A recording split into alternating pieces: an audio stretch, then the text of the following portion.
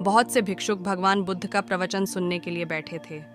बुद्ध के शिष्य उन्हें देखकर चकित थे, क्योंकि पहली बार वह अपने हाथ में कुछ लेकर आए थे। निकट आने पर शिष्यों ने देखा कि उनके हाथ में एक रस्सी थी। बुद्ध ने आसन ग्रहण किया और बिना किसी से कुछ कहे वह रस्सी में गांठ लगाने लगे। वहां उपस्थित सभी लोग यह देखकर सोच रहे थे कि अब भगवान बुद्ध आगे क्या करेंगे।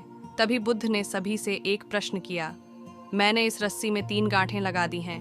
अब मैं आपसे यह जानना चाहता हूँ कि क्या यह वही रस्सी है जो गांठें लगाने से पहले थी? एक शिष्य ने कहा, गुरुजी, इसका उत्तर देना थोड़ा कठिन है। यह वास्तव में हमारे देखने के तरीके पर निर्भर है। एक दृष्टिकोण से देखें तो रस्सी वही है, इसमें कोई बदलाव नहीं आया है। दूसरी तरह से देखें तो अब इसमें 3 गांठें लगी हुई हैं जो पहले नहीं थीं। इसे बदला हुआ कह सकते हैं। सत्य है, बुद्ध ने कहा।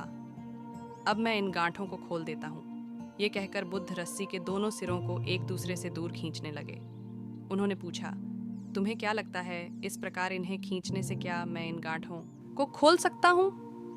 नहीं नहीं, ऐसा करने से तो ये गांठें तो और भी कस जाएंगी और तथा खोलना और भी मुश्किल हो जाएगा। एक शिष्य ने शीघ्रता से उत्तर दिया। बुद्ध ने कहा, ठीक है, अब आखिरी प्रश्न का उत्तर दो। इन गांठों को खोलने के लिए हमें क्या करना होगा?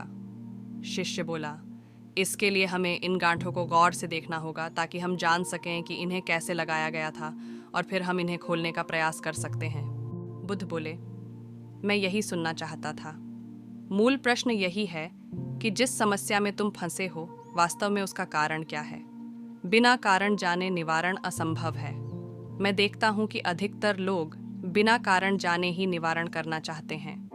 कोई मुझसे यह नहीं पूछता कि मुझे क्रोध क्यों आता है। लोग पूछते हैं कि मैं अपने क्रोध का अंत कैसे करूं। कोई यह प्रश्न नहीं करता कि मेरे अंदर अहंकार का बीज कहां से आया। लोग पूछते हैं कि मैं अपना अहंकार कैसे खत्म करूं। ये सुनते ही शिष्य संतुष्ट हो गए। सभी की जिंदगी में ऐसा ही होता। कोई अपनी गलती पर नहीं, दूसरे की गलती पर बोलता है। एक बार अपने बारे में भी सोच के देखिए। वीडियो अच्छा लगा हो तो लाइक ज़रूर करें। धन्यवाद।